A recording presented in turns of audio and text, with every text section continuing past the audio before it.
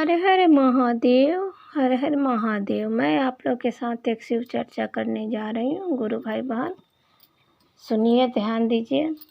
पसंद आए तो एक लाइक कर दीजिए। आगे तो सब गुरुदेव की महिमा। एक गांव में एक बूढ़ी किसान रहती थी, औरत थी। उनका कोई संतान नहीं था, बच्चे भी मर गए थे, बच्चा हुआ ही नहीं था, आदमी मर गए थे। तो उनके पास धन दौलत की कमी नहीं थी। बूढ़ी माता में यही एक गलत आदत था कि वो लालची थी थोड़ा, और वो किसी को कोई भी दान धर्म या कुछ भी कार्य नहीं करती थी। कोई उनके दरवाजे पर आता था, न भिक्षु भिखार को देती थी, न किसी प्यासे को पानी पिलाती थी, कुछ भी नहीं करती थी। जब भी उनके दरवाजे पे कोई आता भिक्षु भिखार, कोई साधु पंडित, तो बहाना कर देती थी। ये सारी चीज़ें शंकर भगवान देख रहे थे ऊपर से। उन तो अंतर्यामी है, सभी को देखते हैं। देख रहे थे। एक दिन वो सोचे मन में कि इसके पास तो इतना धन दौलत है, कोई संतान भी नहीं है, फिर ये ऐसा क्यों करती हैं, न दूसरों को मदद करती हैं, न कुछ करती हैं। फिर धीरे धीरे वो सोचे कि मैं ही जाता हूँ धरती पर, इनसे मिल के देखता हूँ, बात करके देखता हूँ, शायद वो सुधर जाए। फिर उन्होंने एक साधु का रूप धर लिया और आ गए धरती पर। आए तो बूढ़ी माता के दरवाजे के पास बोले कि मुझे कुछ भिक्षु भिखार को दे दीजिए। तो बूढ़ी माता बोली, मैं अभी पोछा लगा रही हूँ, घर का काम कर रही हूँ, 2 घंटा के बाद आना, कल आना, ऐसा बूढ़ी माता ने बोल दिया। तो शंकर भगवान चले गए। फिर दूसरे दिन भी आए शंकर भगवान। तो बूढ़ी सोचने लगी ये तो फिर दोबारा आ गया। तो उस दिन शंकर भगवान बोले कि कुछ अगर आपके पास खाने का है, बहुत ज़ोर से भूख लगी है तो दे दीजिए।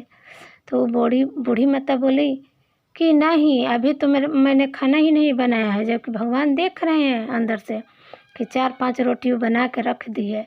फिर भी बूढ़ी माता बहाना करती कि नहीं, मेरे पास तो अभी एक पहला रोटी मैं डाली हूँ तवा पर, अभी खाना नहीं बना है, कल आना, ऐसे करके बोल दी।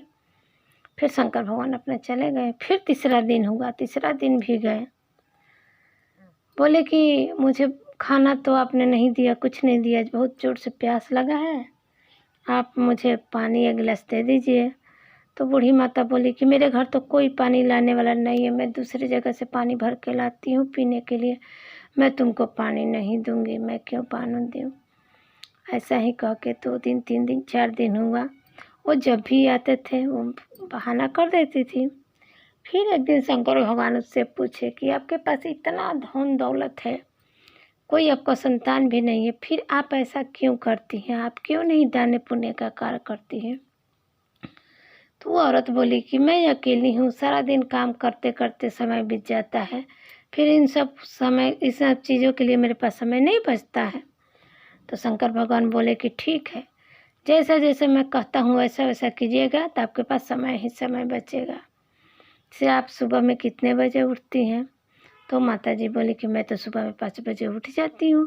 तो बोले कि कल से आप 5 बजे नहीं, 9 बजे उठिएगा, आपके पास ऐसे 4 घंटा और लेट से सो जाइएगा। और फिर जैसे आप झाड़ू लगाती हैं तो 9 बजे झाड़ू लगाइएगा, झाड़ू लगाने के बाद झाड़ू को खड़ा करके रख दीजिएगा। ऐसे वो समझा के गए। जो आपके घर में लिपने पोतने का काम है वो दोपहर को कीजिएगा। आप दिया कितने बजे जलाती हैं। तो माता जी बोले कि दोपहर में दिया जलाते हैं। तो भगवान बोले कि नहीं, आप दिया रात को बारिएगा 9-10 बजे, तब तक आप आराम कीजिएगा, बैठिएगा। ऐसे ऐसे बात बता के भगवान चले गए। और माता को सिर्फ यही समझ में आया कि मैं अगर हर काम लेट से करूँगी तो मेरे पास समय बचेगा। लेकिन माता को ये नहीं समझ में आया कि इन सभी चीज़ों से मेरे घर से लक्ष्मी दूर चली जाएंगी। अगर हम सुबह लेट से झाड़ू लगाते हैं, अगर घर का मुख्य द्वार अगर हम लेट से खोलते हैं तो हमारे घर में लक्ष्मी अंदर कैसे प्रवेश करेंगी। इसीलिए कहा जाता है कि सुबह उठ के दरवाज़ा खोलिए, दरवाजे पर झाड़ू लगाइए, दरवाजे को धो दीजिए। ये सब करना बहुत ही शुभ माना जाता है, क्योंकि हर दिन लक्ष्मी माता आपके घर आती हैं। तो जैसे जैसे वो बताए थे वैसे वैसे लक्ष्मी माता की लेट से झाड़ू लगाने लगी, लेट से उठने लगी, झाड़ू को खड़ा करने लगी, लेट से साफ सफाई करने लगी, शाम का दिया लेट से जलाने लगी। ऐसे करते करते धीरे धीरे उनकी सब संपत्ति समाप्त होने लगी। अब बूढ़ी माता बहुत परेशान हो गई। तो एक दिन भगवान फिर उनके दरवाजे पे आए भिक्षा मांगने। तो वो बोले कि अब मैं कहाँ से दूँ, कुछ भी मेरे पास देने के लिए नहीं है, मैं तो खुद ही दूसरे के पर आश्रित हूँ। तो भगवान बोले कि जब आपके पास था दौलत तो आप दे नहीं पाती थी, आपके पास समय नहीं था। आज आपके पास समय है तो आपके पास दौलत नहीं है। तो वही अपना वो क्या कि साधु महात्मा के पैरों में गिर गई। गिरने के बाद शंकर भगवान अपना असली रूप में आए और बोले कि मैंने आपको ये सबक सिखाने के लिए किया था कि अगर आपका कोई संतान नहीं है तो आप लालच मत कीजिए, आप जो भी ज़रूरतमंद है उसको ज़रूरत को पूरा कीजिए। वो बहुत बूढ़ी माता शंकर भगवान के पैर पकड़ के रोने लगी। तो शंकर भगवान से माफ़ी मांगी, बोली कि मैं आगे से ऐसा नहीं करूँगी।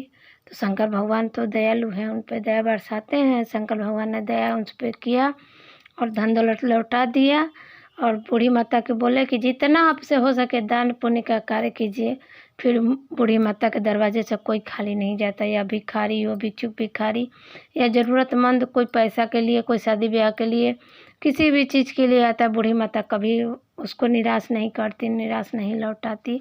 इसीलिए कहते हैं कि महादेव में जुड़िए, महादेव सबकी इच्छा पूरी करते हैं, सब पर दया करते हैं। हर हर महादेव।